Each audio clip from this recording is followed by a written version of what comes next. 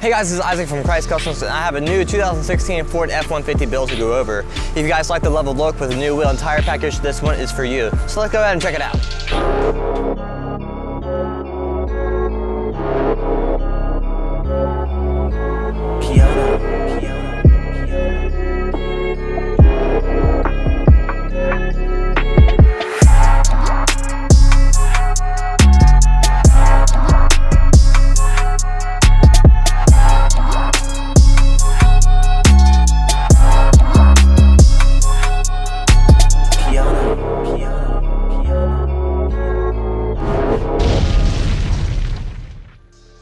Like I said, this truck is leveled. It has a 2.5-inch rock country leveling kit that allows more space for a bigger wheel and tire package, and also it raises the front to match the back and giving it a more edgy look.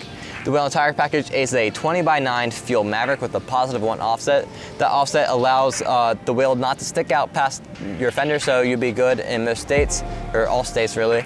And also, the finish is going to be gloss black and milled, with your millings being on the rivets and also on the outside of your spokes.